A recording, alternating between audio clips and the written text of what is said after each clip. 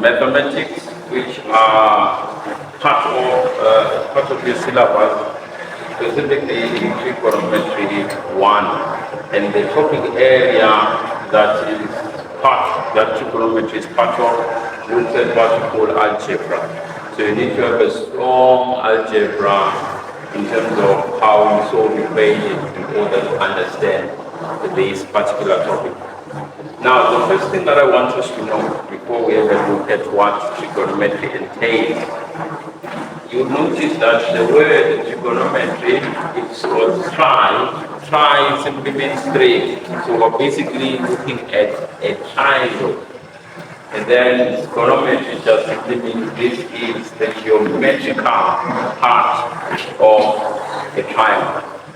So you notice also that the triangles that we're looking at are mainly right angle triangles. So of course we can be able to use trigonometry in triangles that are not right angle. We can include the scalene or an isosceles, but this is not the scope that we're looking at today. We're simply looking at the right angle triangle. So what we're focusing on is how you can find an unknown side in that particular right angle triangle. And then secondly, we'll also look at how we can find the sides and even the angles with respect to a particular angle that is given, so that you can solve for the different trigonometric ratios that we will have. So first, let's start with Pythagoras because this is the easiest. Now, by the way, this is called Pythagoras rule, for some books or literature, the Pythagoras theorem. So mainly, this is accredited to Pythagoras, or the surname of the scientist or the mathematician who came up with this theory. In fact, he discovered that the area of, if you can put squares like that, which are forming a triangle, and another square like that. So the area of these squares, because you know the area of a square is side by side. So meaning A times A is A squared, which is the area of B squared, and B times B, B squared. He discovered that the area of the sum of the area of these squares, which are forming the sides of this particular triangle, will be equivalent to the square that is formed by the longest side. So hence, this is the formula for the equation. C squared is equal to A squared plus B squared.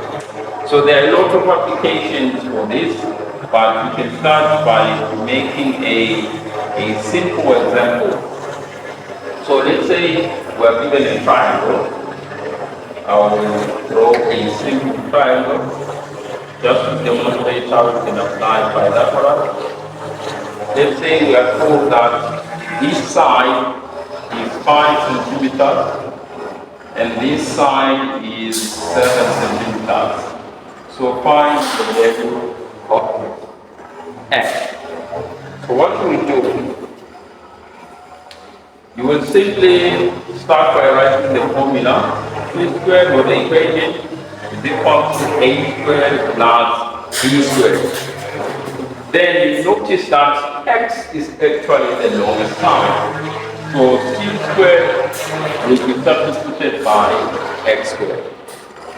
Then A squared will be 5 squared and B squared will be 7 squared. So 5 squared and 7 squared are simple square numbers, so it's easy to find the value. You don't need to use the calculator. So 5 squared is 25 and 7 squared is 49. So what is 25 plus 49? You notice that it's what? 74. This will give us 74. Then we will need to find the square root of 74 and write our answer correct to 3 significant figures. So let's work out the square root of 74. 8.6 0 2 3 2 5 5 2 6 7. Right. So of course you notice that this number or this answer is not exact. So we need to round it up, correct to 3 significant figures. So correct to 3 significant figures, it should be 8.60 centimeters.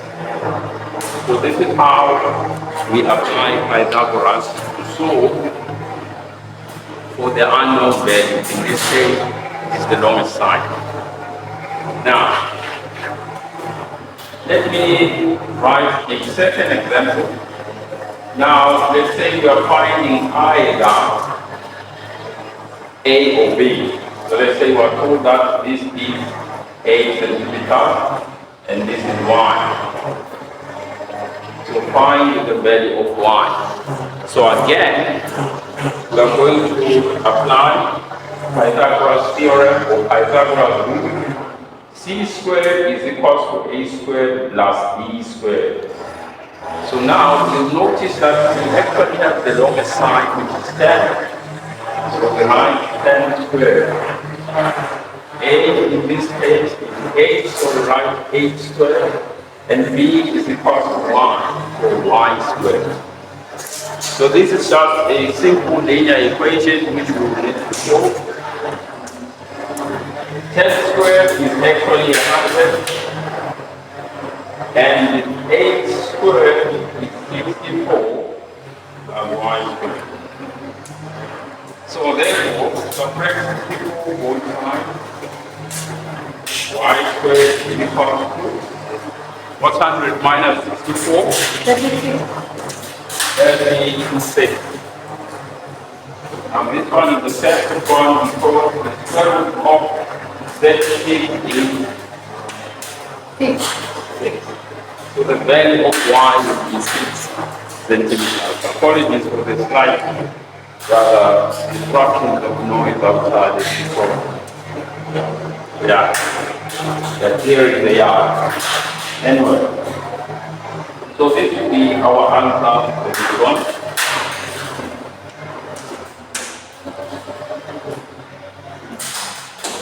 So basically this is how we can solve the question that is asking us to find the unknown value for a given right-handed triangle.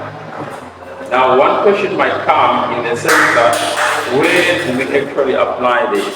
Because there are applications for this. And a question can come that will require you to apply this. So let's say, for instance, of course, I wanted to put this application in the last section of this, which is called the angle of depression and angle of elevation. But let me put it here for interest sake, for the fact that we are focusing on Pythagoras rule. So let's say we are told that there is a building, and this particular building, you have placed, so this is the ground, you have placed a ladder against the wall. So you've placed a ladder against the wall. And you are told that the ladder is 8, let's say 2, or rather 1.5. 1.5 meters. Say this is the ladder. And then you are told that the building is, say,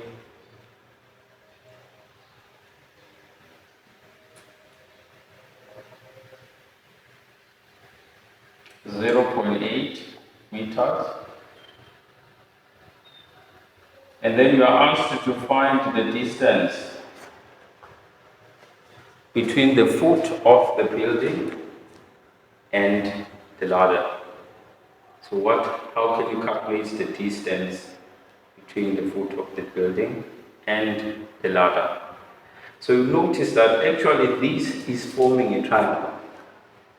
The ladder and the ground level, or that's the foot, or yes, the foot of the building, and also with the height of the building. We are actually forming a triangle.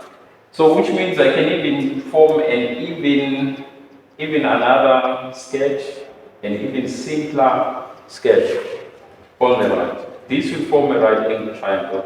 This is x, this is 1.5 meters, this is 0.8 meters. So as you can see, this is forming a right angle triangle. So I can use Pythagoras. So remember, c squared is equal to a squared plus b squared. So what will be the value of c? C, it's 150. Don't I have to convert it first? No, you don't have to, because notice that all the units are given in meters, so also the answer will be in meters. So if you are given centimeters, you can always write the answer in centimeters. Otherwise, if the question can say, even though you are given meters, present your answer in centimeters, then in that case, you have to convert by multiplying by 100. So in this case, we're just given in meters. So we'll write 1.5 squared, and then our value of a will be x squared, our value of b will be 0.8 squared. So 1.5 squared is what? That is 22.5. or rather 2.25, yes. 2.25. And then x squared. 0.8 is what? 0.64. Then find the difference. For x squared is equal to 2.25 minus 0.64. So what I've done, I've actually separated 0.64 both sides of the equation.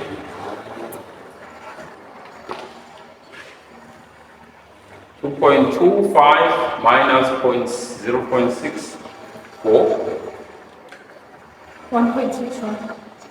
1.61. Then the square root of 1.61.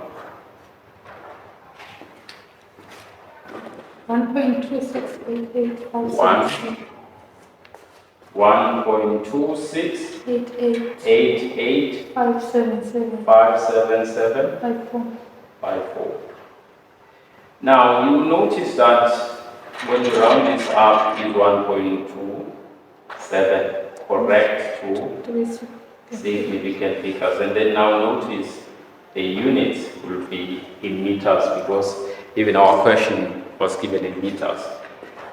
Now I hope there's something you're noticing, that in all the answers that I've presented previously in the couple of examples that we showed earlier, I start by writing the answer, the most accurate answer, which is showing the whole number in the calculator. So in your final exam, it's important that you write the answer in full before you round it up. The reason you are doing this, should you round it up wrongly, you will be given the mark for presenting the answer correctly or for presenting the previous answer as it appears in your calculator. So it's important that you start by writing the full value, then you round up in your final step. This is important, especially for exam purposes. Right, now we have seen the application of Pythagoras rule, and now understand that Pythagoras rule only works if the triangle is a right angle triangle. So the next section that we want to look at is the trigonometric ratios.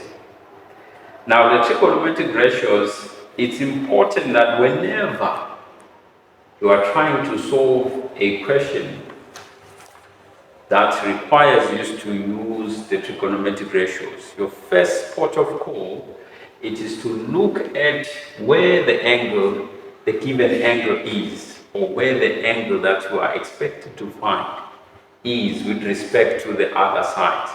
Because this is where we are going to make a comparison, or this is where we are going to be able to identify, we'll say, which trigonometric ratio should they use. So cinematic trigonometric ratio is lang 3. You'll notice this is an acronym that we were taught, but of course, if you are way smarter than using the acronyms, you can always remember them by head. But there's an easy acronym that helps learners to remember. It's called, or it's read as SOH-CAH-TOA or SOH-CAH-TOA. So it simply means the SO stands for the sine, the trigonometric ratio, which is called sine. And sine is equivalent to the opposite over hypotenuse. Then CAH stands for the cosine trigonometric ratio. So cos theta is equivalent to the adjacent over the hypotenuse. Then the last one, which is TOA, that's the tangent, which is the opposite over the adjacent. So the reason I'm saying you always need to find the angle, because everything will be compared with respect to the angle. So if you look at this illustration, the reason this is called the opposite, it's because this angle, which is normally the symbol for theta, stands for an angle. So this angle is opposite to this side. So that's why it's called an opposite side. And this side, which is A, it's called the adjacent. It's adjacent because adjacent is just an English term which stands for next to. So this side is next to the angle. So hence it's called an adjacent angle. Then the last one, which is the longest one, is called the hypotenuse. So that is the last one. The longest one is always the hypotenuse. So here are some examples for the application of sine. So let's write sine theta application. So for the application of sine, in fact, even though I haven't written the other parts where we are asked to calculate the angle, you will always be asked, the trigonometric ratios will come in two ways. You will be asked to find an unknown angle, and there will always be one unknown, an unknown side rather, before you find the angle. So the first part you'll be asked to find an unknown side. Perhaps if you are given sine, you'll be asked to find either the opposite or the hypotenuse. You'll be given the angle in that case. Then for the angle, then you'll be asked, you'll be given all the sides, and then be asked to find the angle. So the first part I want to demonstrate is when you are given the angle, you're asked to find the sides. So for sine, let me use a rather more clear marker. So if you're given this triangle like this, and you are told that this is 30 degrees, so it's a right angle triangle, and the opposite is x, and the hypotenuse is 7 centimeters. So remember, your first step is to look at where the angle is, and then you then look at what is given. So the angle is 30 degrees, then compare the given sides or the given values to this angle. So when you look at this angle and compare it to this side, what is this side? It's the opposite. It's the opposite side. And then obviously, because this is the longest side, then this is the hypotenuse. So this basically means the trigonometric ratio that I will use will be sine theta opposite over hypotenuse. It's always good to start by writing the original formula or the equation before you substitute. And then you substitute sine 30 is equivalent to x, which is the opposite over 7.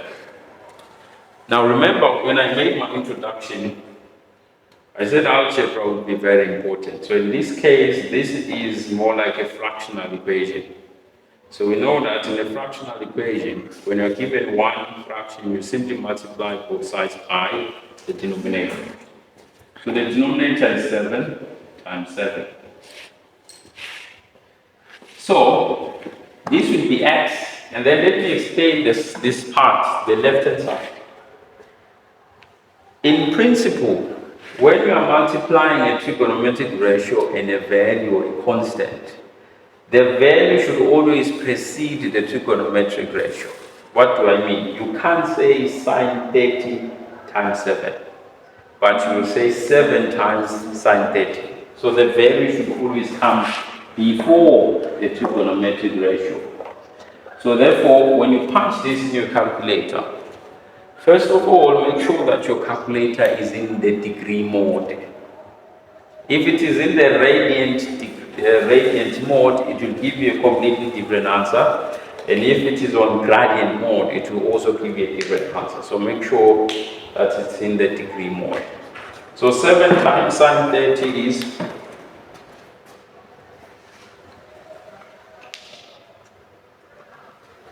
3.5. 3.5. It's exact. Yes. Right, so 3.5 centimeters. So this is the value of the opposite side. So this is how we use sine to calculate the missing value or the unknown value. Now, let me demonstrate. If we were asked to find the angle using sine,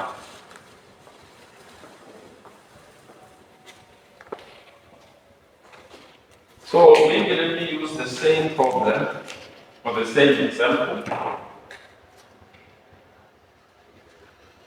so that I introduce the last part of this question. Theta 7, 3.5. So again, follow the same two rules that I've given earlier. You look at the right angle triangle. Look at the angle that is given and then compare the angle that is given to the sides that are also given or that you need to find. So with respect to this angle, you notice that this is the opposite side and that's the hypotenuse. So again, this means we use sine theta is equals to opposite over hypotenuse. And then you can substitute. Sine theta is what we want, so we don't know. The opposite side in 3.5, and then the hypotenuse is what? Is 7. Now, here comes the interesting part again. Simsusa njani theta manje? Because thine sifuna theta, but ingana sine la.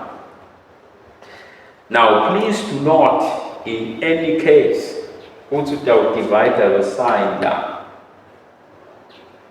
You cannot remove a trigonometric ratio from an angle by dividing. You cannot even remove a trigonometric ratio by multiplying.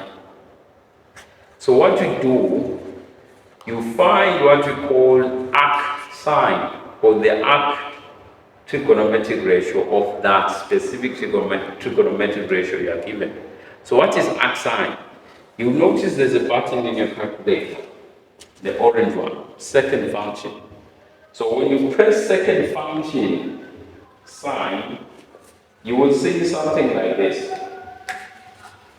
So theta will be equivalent to sine, then an inverse. So it's more like finding the inverse of sine, because normally this symbol is used for an inverse. So it's called arc sine. So arc sine 3.5 over 7 will give us the value of the angle of theta. So please punch that in your calculator. You've noticed the answer should be 30. So arc sine, you punch second function in your calculator, then you can press open brackets 3.5 AB over C, 7, then close bracket equal. You will get the angle. So this is the angle.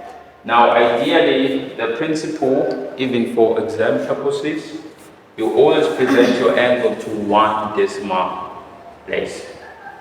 To 1 decimal place.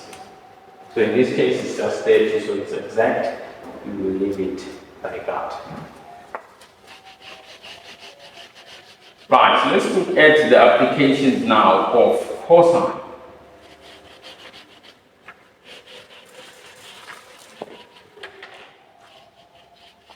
Application of cosine. So cosine now,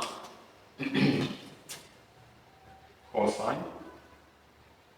So notice that in cosine, you can still have the angle here. Let's continue using 30. But now, you do have the hypotenuse. Let's still use 7 centimeters. But now, look at this. What you notice, still following the same two rules. You look at the triangle that is given, focus on the angle that is given, then compare all the sides to the angle that is given. So this angle and this side, this is the opposite. But this angle, when you compare it to this side, which is x, you will notice that it is an adjacent. And the longest side is the hypotenuse. So this tells us that we're looking at the second section now of our acronym, which is also a TOA. So in this case, we are using cosine. So cos theta is equivalent to the adjacent over the hypotenuse. So our angle that is given is cos 30, and the adjacent side is x, and then 7 is the hypotenuse. So again, follow the same procedure, multiply by 7, multiplied by 7. 7 cos 30 is equals to x. So 7 multiplied by cos 30, 6.06. 6.06. 21. 778. 778. 26. 26. So centimeters, then round it up to 3 significant figures. You will notice that it is 6.06 centimeters. So this is how we find an unknown angle, specifically the adjacent side. Now, still using the same example, let's say instead of us being given the angle, we are given the adjacent side, and we also have the hypotenuse. And we are asked to find the unknown angle, which is theta. So, same procedure, cos theta is adjacent over hypotenuse. Substitute the given values. So the opposite, rather the adjacent is 6.06, and the hypotenuse is 7. So again, just like we looked at when we were finding the angle while using the trigonometric ratio sign, we said we cannot divide to get theta. So we have to find the inverse of cos, or what we call arc cos. So arc cos would be second function cos, so that we have something like this, the inverse of cos, 6.06 over 7. Then what would be that angle?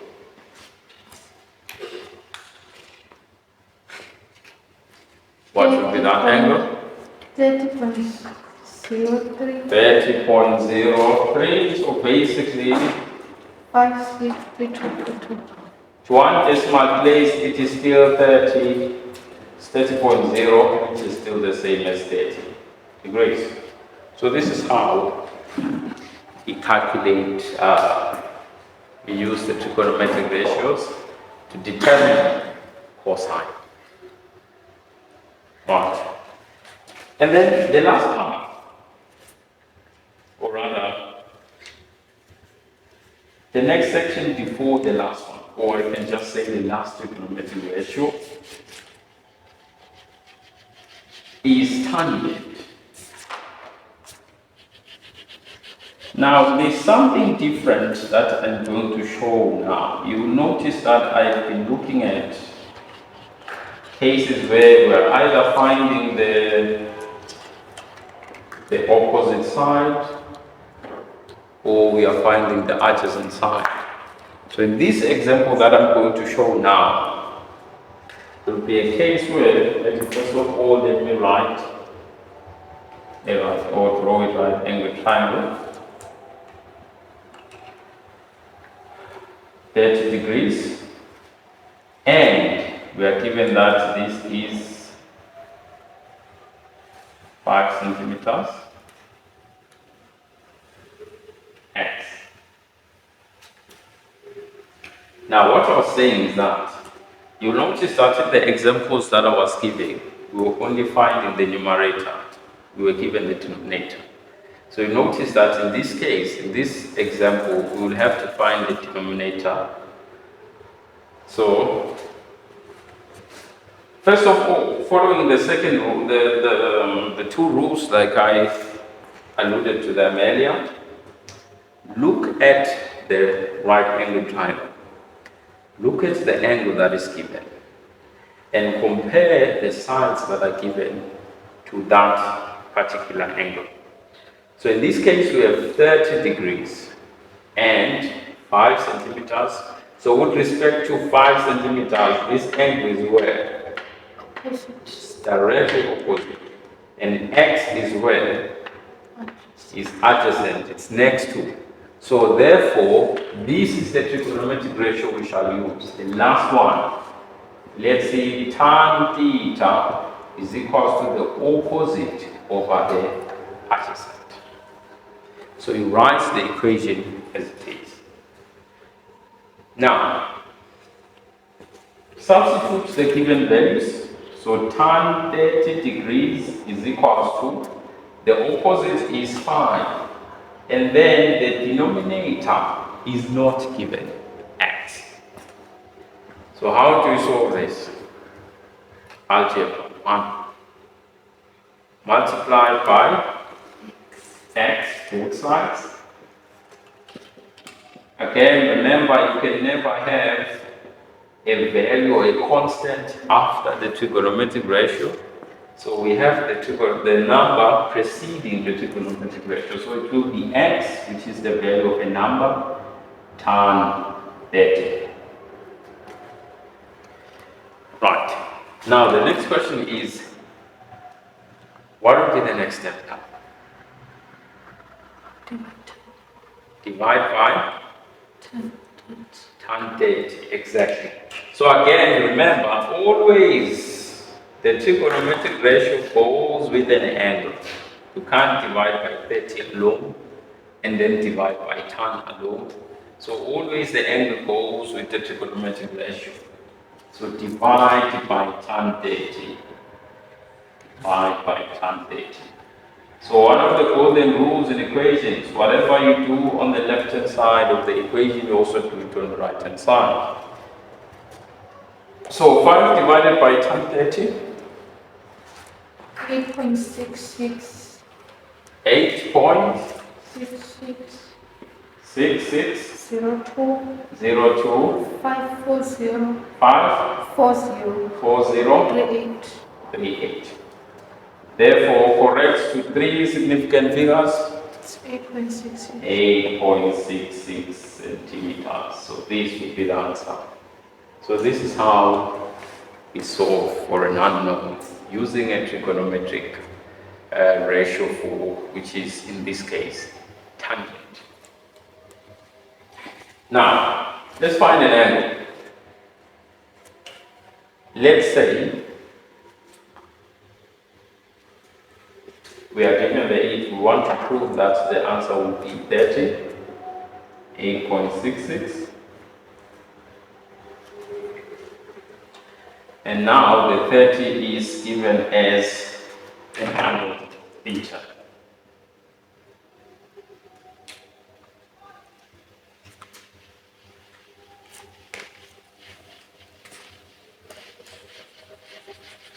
So again, we follow the same procedure.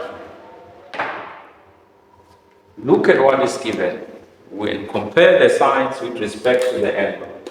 So this is the angle that is given, opposite side, adjacent side. So I recall that this is tangent, which is tan theta, opposite over adjacent. So tan theta will be 5 all over 8.66. Now, question arises again. How do I remove tan so that I have theta? So I find the inverse of tan, which would be arc tan. So the inverse of tan, 5 over 8.66.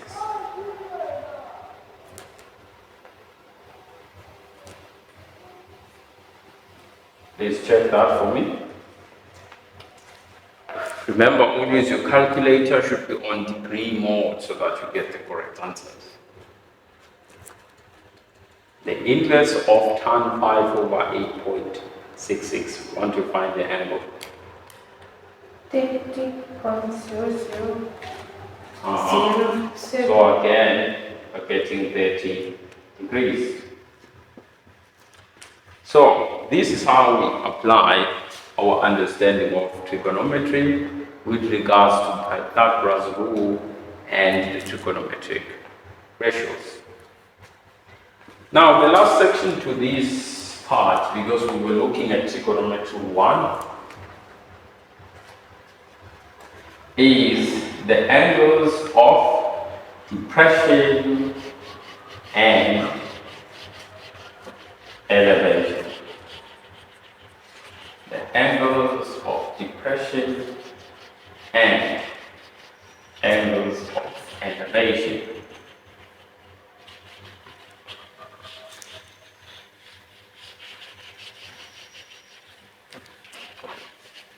Okay. So angles of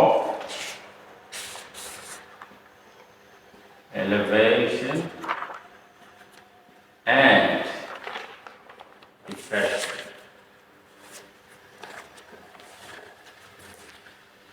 Now there's a topic in mathematics which looks at the type of angles that we have, and that will be very important. Maybe to jog your memory, what are these types of angles which form the letter Z or the number 2? What do we call those types of angles? Specifically, 9 angle 9 and 9 angle 9.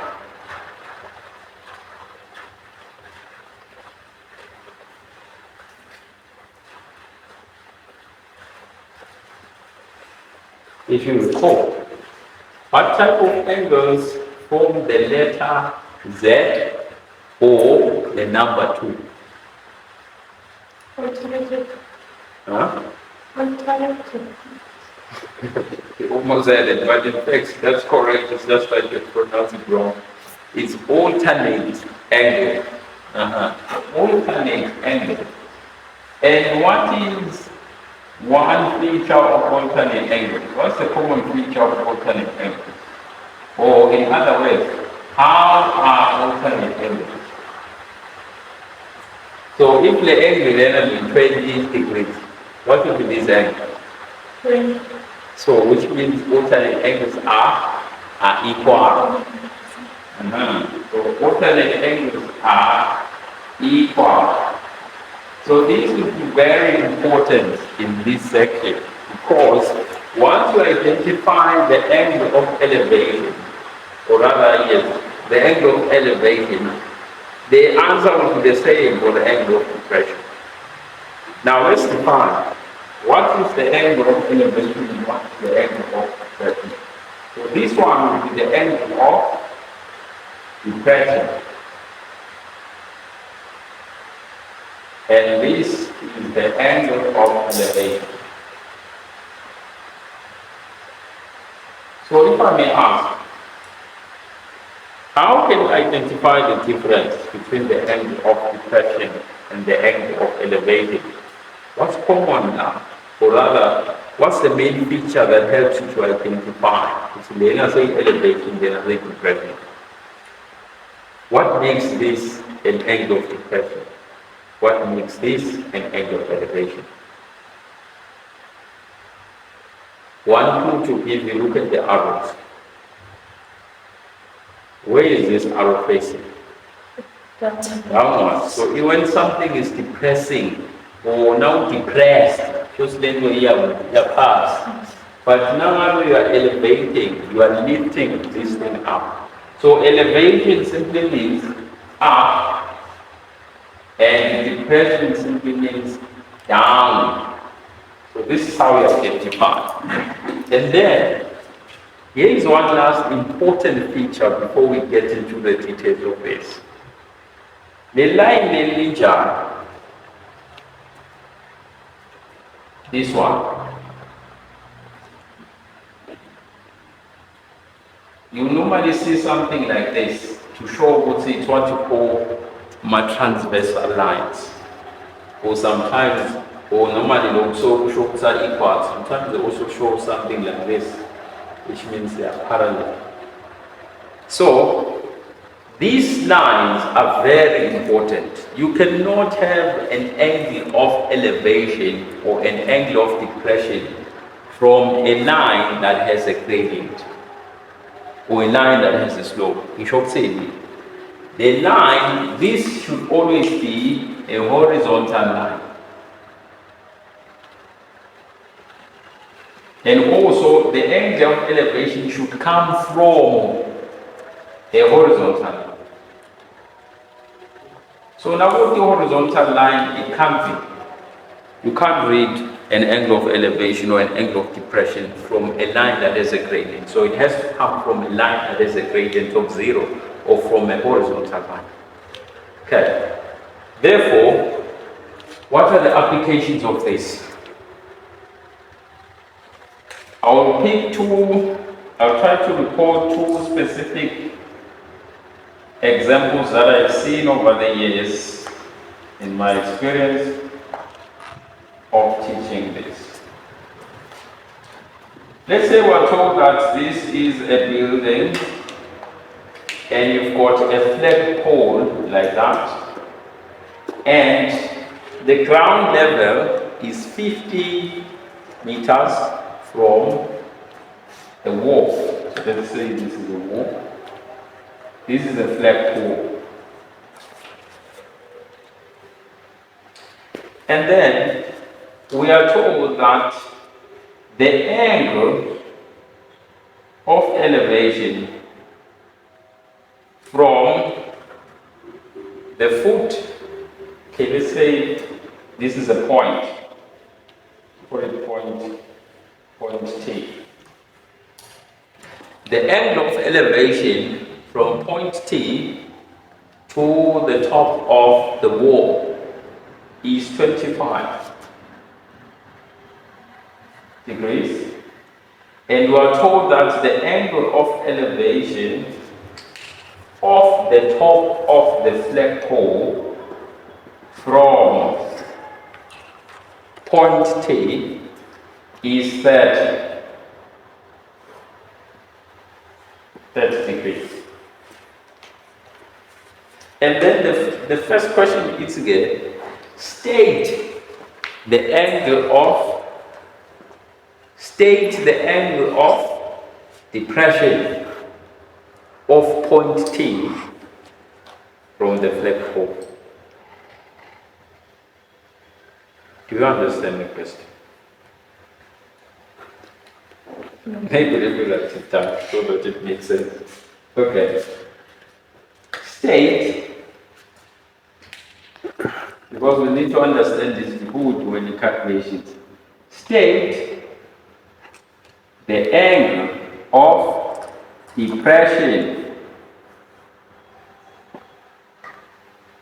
of point T from flagpole.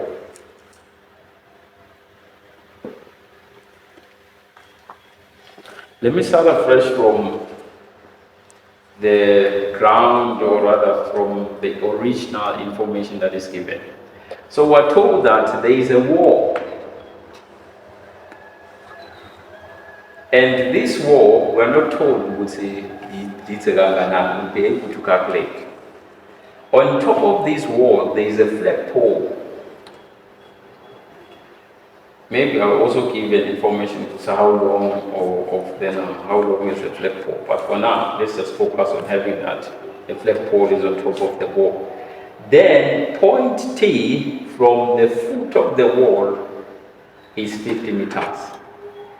The angle of elevation of the top of the wall from point T is 25. Meaning when you are looking up from point T to this top of the wall is 25. Then it's about to get the angle of elevation of the flagpole. In other words, from point T to the flagpole, 30 degrees. Then the question gets state the angle of depression of point T from the flagpole. In other words, now point T, at an angle of what? 30 degrees. Exactly. How did you guess with it? You can't guess, you need to understand. Equals. Exactly, that's the correct answer. Like what I is saying. It's coming from here actually. The angle of elevation is equivalent to the angle of depression. So now the angle of the flagpole, or the angle of elevation of the flagpole from point T is 30. That means the angle of depression of point T from the flagpole will also be 30. How so? Because remember, you draw an invisible horizontal line. This angle will also be 30 degrees, the angle there. Because notice what's S in this case, which is an inverted Z. So we should now find the angle, no more but state the angle of depression of point T from the top of the wall. That one matter. 25, exactly. So these are such questions that I often confuse now before we do our calculation. So now, let's do the calculations again. So if let's go here, we still have it here. Let's go. So now what you want, so the answer is 30 degrees. So now calculate what is the height of the wall. Height of the wall. Calculate the height of the wall. Calculate the height of the wall. Remember, look at what is given. You will notice that because this is completely vertical or perpendicular to that, obviously this is 90, so it's a right angle triangle. Calculate the height of the wall. For starters, which trigonometric ratio should we use that?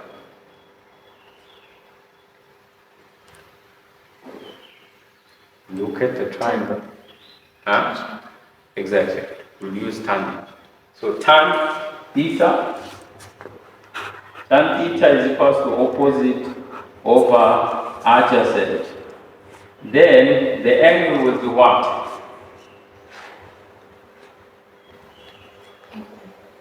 25. Exactly. 25. So 25 is equal to the wall. The opposite, you can even write W, or let's just write wall, then over 50. So times 50 times 50.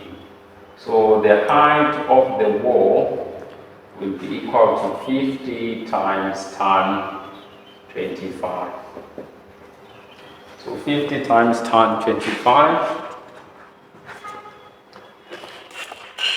50 times tan 25.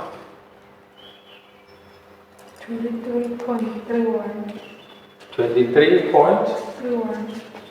23.3, 1, 1, 5, 3, 5, 3, 8, 2, 8, 2, 9, 1. 9, 1. So basically it should be 23.3 meters. Notice the answer is in meters because all the given information is in meters for science. So this means that the wall is 23.3 meters. Okay.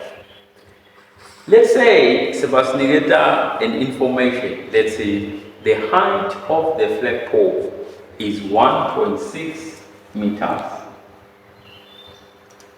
The height of, or rather the length of the flagpole is 1.6 meters. Basically, calculate the distance from point T to the top of the flagpole. The height of the flagpole is 1.6 meters. Calculate the distance from point T to the top of the flagpole. In other words, what is this distance? 9.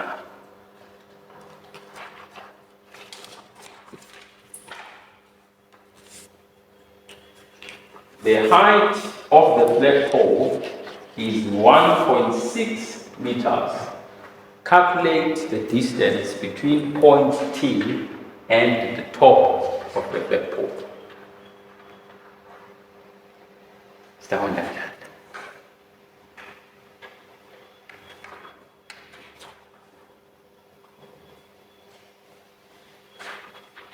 By the way, there are two ways of doing this.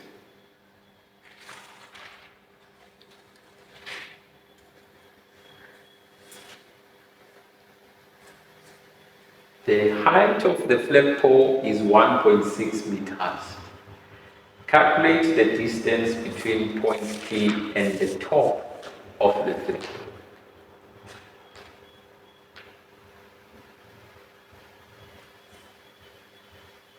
Okay, let me give you another clue. The first method you can use is you can use Pythagoras to get the answer.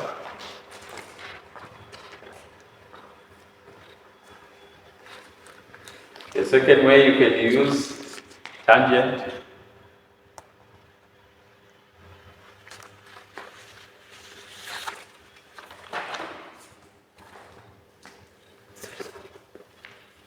Okay, maybe let me give you this as your homework. You will do this one. Actually, the clue is that you can use Pythagoras to get the answer. You can also use tangent to get the answer. Both will give you the same answer. So this will be your homework, so please make sure you do it. So next time, before we move on to the next topic, we will start from here so that we're able to solve this.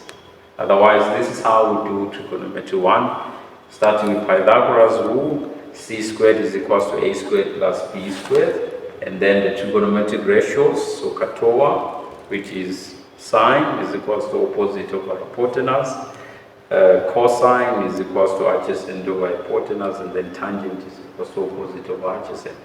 Then of course, lastly, we looked at the angle of elevation and the angle of depression, and we noted that in fact the angle of depression will always be equivalent to the angle of elevation because they form type of angles which we call alternate angles. Then there are a lot of applications that we can apply. Otherwise, once you understand the Pythagoras rule and the trigonometric ratios, you can get away with any question that will be given. So here's your homework that you can try out. Otherwise, this brings us to the end of our section for today.